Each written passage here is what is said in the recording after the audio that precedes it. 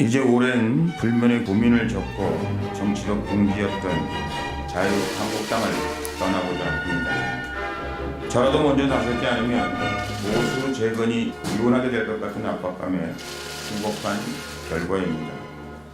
처음엔 당의 주인은 우리라는 생각에서 당내 투쟁을 고민하기도 했습니다.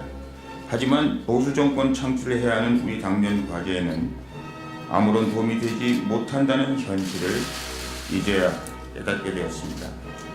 그동안 당내 의원들을 설득하기 위해 노력도 해보았습니다.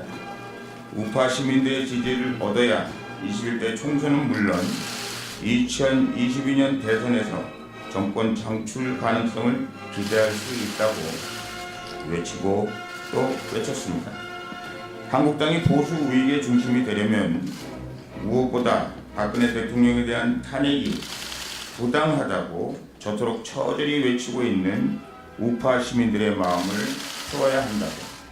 3년 여름 폭염이나 혹한에도 아랑곳 없이 서울역에서, 동화면세점에서, 대한문에서, 교보문고 등 광화문 일대를 돌면서 태극기를 흔들어 왔던 정통 우파 시민들의 오랜 외침에 귀를 기울여야 한다고. 특히 자당의 대통령 불법 탄핵에 동참해 보수 계면에 결정적인 역할을 했던 탄핵 찬성 의원들의 경우 저마다 잘못을 구하고 용서받는 절차를 반드시 거쳐야 한다고. 이때 대통령을 제대로 보필하지 못한 우리도 함께 용서를 구하겠다고까지 했습니다. 특히 탄핵이 거대한 정치 음모와 촛불 쿠데타 등으로 만들어진 거짓의 산에 날조된 정황이 갈수록 기정사실화되고 있는 만큼 당 차원에서 탄핵 백서를 제작하자고, 그래서 탄핵 기록의 왜곡을 막자고 반복해서 말해왔고 황교안 대표께도 이를 당부했으나 별다른 대답을 듣지 못했습니다. 그래서 할 수 없이 나서게 됐습니다.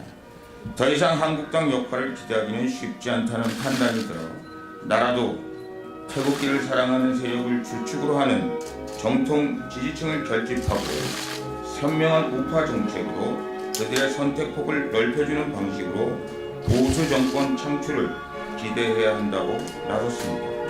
그러나 돌아온 것은 박근혜 대통령 할인이 보수 분열이니 공천받기 위한 꼼수라느니 차마 옮기기가 민망할 만큼 상스러운 욕설과 저주성 악담 소리였습니다.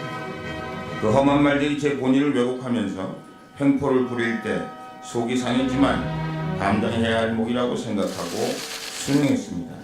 과거 박근혜 정부 당시 동지의 인연을 나눴던 몇몇 동료 의원들이 처세술도 저에게는 상처가 되었습니다. 국회의원이 되기 위해 당시 그들이 박 대통령 앞에서 어떤 처신을 했는지 기억에 너무도 생생한데 달라진 표정으로 세상 인심을 전하고 있는 그들이 그저 놀라웠습니다. 그래도 면전에서 아무런 내색을 하지 않았습니다. 맞서 싸울 적이 아니라 서로의 정치 영역을 품앗이로 확장해줄 한 식구라는 생각 때문이었습니다. 그런 와중에도 장도를 기원한다, 통합의 큰 불길에 다시 만나자는 등 격려의 문자로 위안을 준 후배들에게 감사 인사드립니다. 저는 이 순간 먼 훗날 국가와 민족을 위한 현명한 선택으로 역사에 기록될 것을 확신하고 있습니다. 갈등을 말리면서 오연히 공개적으로 창당의 정치적 대의명분과 가치를 밝혀달라고 요구한 질문에도 답하겠습니다. 저는 태극기 신당 창당의 가치는 정통 우파의 선명한 정치 격사체의 구심점이 되어 국민을 바라보는 정치를 실현할 수 있는 것이고, 3년 동안 태극기를 흔들어 온 정통 우파 지지자들의 눈물을 닦아주는 게 우리의 대의 명분이자 직면한 당면한 과제라고 생각합니다. 거듭 말씀드리지만 신당 창당을 보수 분열로 몰아붙일 일은 아니라고 생각합니다. 보수 정당의 외연 확장으로 평가되는 것이 옳습니다. 당장 정의당, 민평당 등 여당인 민주당의 뜻을 함께하는 여야 사당이 하나가 되어 6월 임시국회 소집 요구서를 내니 한국당을 패싱한 채 국회가 열리게 되지 않습니까? 이런 식으로 앞으로 한국당 혼자 어떻게 보수파 정책을 국회에서 실현시키겠다는 말씀입니까? 패자정리, 거자 필반이라고 했습니다. 지금 비록 당을 떠나지만 애국의 길, 보수의 길에서 반드시 다시 만나게 되리라 확신합니다. 어떤 경우라도 정치를 개인의 영달이 아닌 역사 앞에 떡떡한 성과로 남을 수 있도록 늘 마음에 새기고 노력하겠습니다. 모처럼 저의 충심을 해량해 주시고 격려와 배려의 눈길로 응원해 주시기 바랍니다. 감사합니다.